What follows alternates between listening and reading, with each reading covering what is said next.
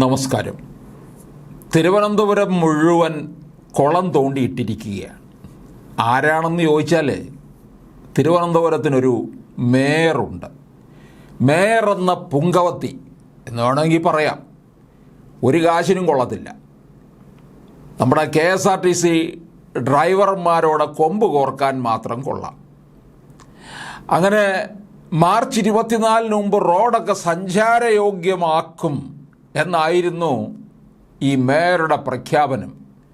എന്തു വന്നാലും ഏപ്രിൽ 30 മുമ്പ് നഗരത്തിലെ റോഡൊക്കെ ക്ലീൻ ആകുമെന്ന് പൊതുമരാമത്ത് മന്ത്രിയും പ്രഖ്യാപിച്ചതാണ്. ആര്? നമ്മുടെ കാരണഭൂതൻ്റെ മരുമകൻ, ഭാവി മുഖ്യമന്ത്രി. മന്ത്രിയും മേയറും പറഞ്ഞ വാക്കുകളും പഴയ ചാക്ക് ഒരുപോലെയായി. പഴയ ചാക്കെന്ന് പറഞ്ഞാൽ അതിനുമുണ്ട് അതിൻ്റേതായ ഒരു പ്രത്യേകത. പൊട്ടിപ്പൊളിഞ്ഞ കുത്തി തുറന്ന റോഡുകളെല്ലാം വെള്ളത്തിനടിയിലാണ്. സ്വതവേ ദുർബല, പോരാത്തതിന് ഗർഭിണിയും എന്ന മട്ടിലായി അവസ്ഥ.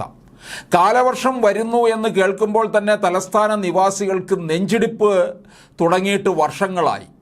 ഇതിപ്പോൾ വേനൽ മഴ, ഇനിയും കാലവർഷം വന്നാൽ എന്താകും? പ്രകൃതിദത്ത അഴുക്ക് ചാലുകളുള്ള നഗരമാണിത്. പഴമക്കാർ പറയുന്നു ഇന്ത്യയിലെ ഒന്നാം തരം നഗരമായിരുന്നു തിരുവനന്തപുരമെന്ന്. എന്നാൽ ഇന്ന് അഴുക്ക് മൂടിയ നഗരം കെട്ടുനാറുന്ന പ്രദേശം.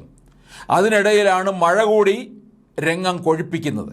കൊടും ചൂടിനെ അകറ്റാൻ മഴയുടെ വരവിനെ പ്രതീക്ഷിച്ച ജനങ്ങൾക്കാകെ കെടുതിയുടെ ദിനങ്ങളാണ്. അടുത്തിടെ ദുബായിലുണ്ടായ പേമാരിയേക്കാളും കഷ്ടമായി നഗരജീവിതം. ദുബായിയെപ്പോലെ വിമാന സർവീസുകളൊന്നും റദ്ദാക്കിയില്ലെങ്കിലും വീടുകളിലെ ജീവിതം പൊറുതിമുട്ടി. അതാണ് തിരുവനന്തപുരം. കടകളിൽ വെള്ളം കയറി, കച്ചവടങ്ങൾ അവതാളത്തിലായി. സമാധാനപരമായി സഞ്ചരിക്കാനോ സാധനങ്ങൾ വാങ്ങാനോ കഴിയില്ല. ഇതൊക്കെയാണെങ്കിലും നഗരസഭയുടെയും സർക്കാരിൻ്റെയും കെടുകാര്യസ്ഥത മറച്ചു വയ്ക്കാനാവില്ല. കടുത്ത മഴയിൽ ഒമാനിൽ മാത്രം 18 പേരാണ് മരിച്ചത്. തിരുവനന്തപുരത്ത് വെള്ളക്കെട്ടിൽ വീണ് ഒരാൾ മരിച്ചു. ദുബായിൽ ക്ലൗഡ് സീഡിംഗ് എന്ന പേരിൽ കൃത്രിമ മഴ പെയ്ച്ചതാണെന്ന് ആരോപണം ഉയർന്നിരുന്നു. എന്നാൽ അധികൃതർ അത് തള്ളി. ഇവിടെ ശനിയാഴ്ച രാത്രിയാണ് ശക്തമായ മഴ തുടങ്ങിയത്. തുടർന്ന് പല ഭാഗങ്ങളും വെള്ളത്തിൽ മുങ്ങി. അങ്ങനെ തിരുവനന്തപുരം ജില്ലയിൽ മഴ കനത്തതോടെ താഴ്ന്ന പ്രദേശങ്ങളെല്ലാം വെള്ളത്തിനടിയിലായി മാറി എന്ന് പറയേണ്ടതില്ലല്ലോ. അട്ടക്കുളങ്ങര ഭാഗത്തും ചാലയിലും കടകളിലും വെള്ളം കയറി. ബൈപ്പാസിന് സമീപം ചാക്കയിൽ മുട്ടിനൊപ്പമാണ് വെള്ളം.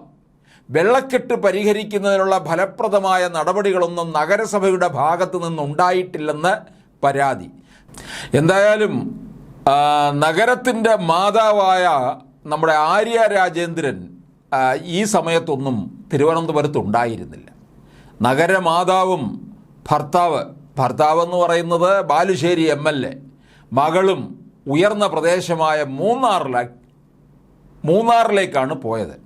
എത്ര മഴ പെയ്താലും മുങ്ങാത്ത മലനിരകളുള്ള മൂന്നാറിൽ ഉല്ലാസയാത്രയായിരുന്നോ സല്ലാപയാത്രയായിരുന്നോ എന്നൊന്നും നമുക്കറിയത്തില്ല. മൂന്നാർ ഗസ്റ്റ് ഹൗസിലായിരുന്നു താമസം.